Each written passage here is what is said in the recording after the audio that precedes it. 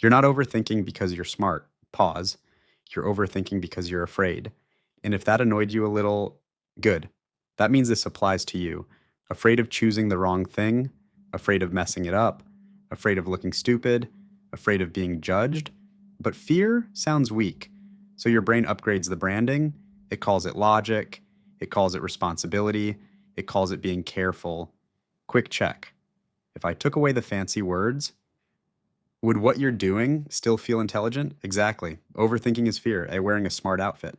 And that's why it's so hard to spot because it feels mature, it feels responsible, it feels like you're doing the right thing. But here's the interruption: overthinking doesn't feel like panic, it feels like thinking harder.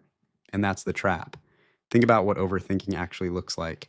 You're not solving the problem, you're replaying it, same situation, same conversation, same ending, again and again and again.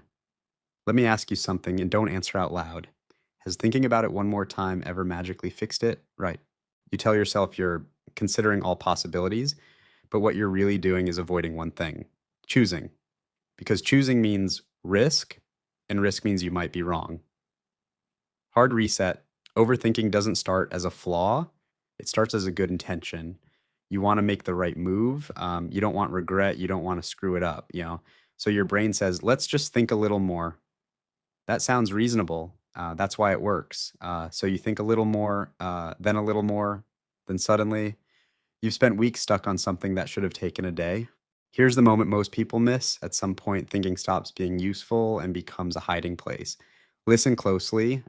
Overthinking feels productive without requiring courage. You're busy, your brain is exhausted, you feel like you've done something. But check the scoreboard: no decision, no action, no progress, just mental burnout. Pattern interrupt. If thinking alone solved problems, you'd already be where you want to be.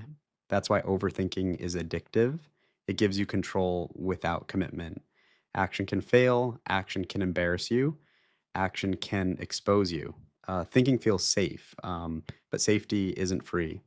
While you're stuck in your head, time keeps moving, opportunities don't pause, people don't wait, life doesn't ask if you're ready.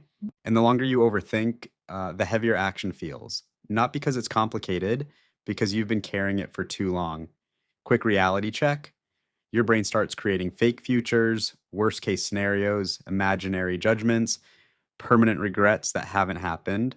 And suddenly, sending one message, making one choice, taking one step feels enormous. Not because it is, but because fear has had time to grow. Interrupt again. Smart thinking simplifies. Overthinking complicates. Smart thinking asks, what's the next small step? Overthinking asks, what if everything goes wrong forever? One question moves you forward, the other keeps you stuck while making you feel intelligent. That's why overthinkers feel exhausted without actually doing much. Your brain is running simulations that don't go anywhere. It's like revving a car in neutral: loud, intense, pointless. Now, important pause. Thinking is not the enemy. Reflection matters, but there's a line. And once you cross it, more thinking doesn't give clarity, it gives doubt. That moment you feel stuck, that's not a signal to think more. That's a signal to move. Most good decisions don't come from certainty, they come from momentum. You act, you observe, you adjust. That's how clarity is created. Overthinkers try to reverse the order. They want certainty first and then action. But certainty almost never comes first, it comes after. Here's the uncomfortable truth, and stay with me. Most of the things you're overthinking right now won't matter nearly as much as your brain claims they will. Your brain hates uncertainty, so it disguises fear as intelligence and calls it being careful. But careful thinking leads to action. Fearful thinking leads to paralysis. If you want to reduce overthinking, don't try to stop your thoughts. That's impossible. Instead, limit them. Give yourself time to think, then force movement. Not the perfect step, not the safest step, just a step. Because action breaks the illusion. Once you move, overthinking loses its grip. So the next time you feel trapped in your head, ask yourself one final question: am I thinking to move forward Or am I thinking to feel safe? Be honest. That answer tells you exactly what to do next. If this felt uncomfortably accurate, like the video and subscribe. Less thinking, more movement. I'll see you next time.